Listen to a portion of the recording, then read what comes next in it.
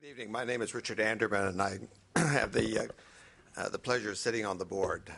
And like you, I don't know what I'm doing up here, but here we go. Mostly because I got stuck with being both the rapporteur and the scribe. So now I understand my secretary's problems. At any rate, I think at the outset, and first of all, our table consisted of a number of members of the board, including people who worked on the strategic plan. So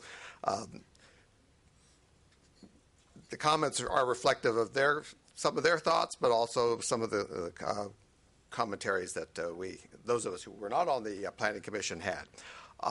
We thought initially that it was a very muscular plan. It was very ambitious. It was creative. It was very forward-looking. But ambitious, I think, is probably the operative word here, because there is a lot here that has to yet be fleshed out, yet to be developed, and yet to be, quite frankly, paid for. We liked the idea that it tried to define the college beyond the word fashion, that it really focused on the word creative industries. We did talk about whether the word creative somehow cut out the liberal arts or didn't ascribe as much attention to the liberal arts, but the juxtaposition of creative and industries was really, we thought, the right way to come at this. We thought that it was important to identify the fact that we have lots of different aspects of the college and to try to figure out how best to bring them together so that we provide the students with a complete experience, not just one that's in a particular mode or a particular silo. We thought that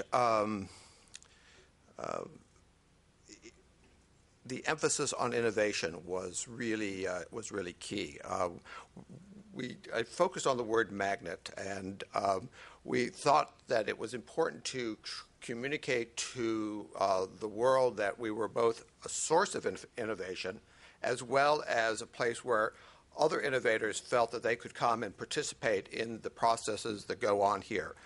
We thought that it was important to find ways where the college could interact with other innovative sources within the city, within the state, wherever they may be, that they're not just within the college, but where we find ways to do things with other people who are focused on innovation. And in fact, the idea was the I in FIT should become the I of innovation. The interdisciplinary aspect of the language, the thrust of trying to bring different departments together to provide a full range of skills and experiences for a student was something that we liked a lot in the report. In terms of gaps, we thought that some attention ought to be given to finding ways to provide our faculty and our staff with opportunities to improve their skill sets. We think they're wonderful. We think that we have demonstrated great strengths throughout, but keeping up with new innovations, with new technology, I think has been described, we think is important and would be of interest to the faculty, and certainly would redound to the benefit of the school and to the students. So finding ways to do that, emphasizing ways in which that could happen should be mentioned. We thought that there should be some attention given to online learning. This is obviously a new phenomenon that's going on in American education, but we should be on the forefront. We should own the space in the creative industries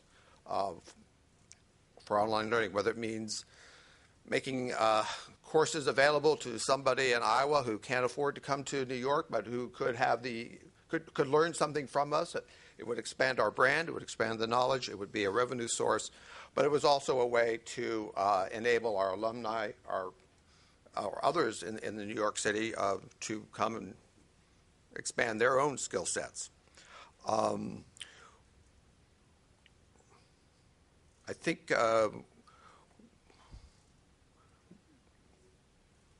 good Lord, now I can't even read my own writing.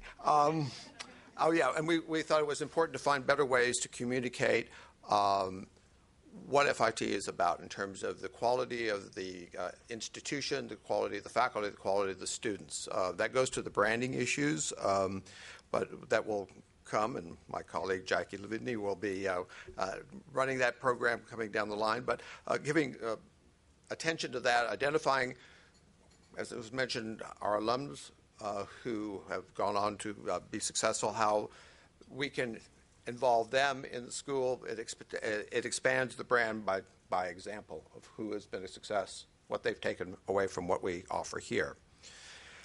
In terms of what this plan means, well, for those of us who sit on the board, it's really a question of being supportive. It's a question of helping identify what this is going to cost and helping to find the money to do it. We have a development committee that's sort of in its still infancy, but it's clear that these are ambitious and expensive overtures that ought to be funded, ought to get attention to the extent that we can.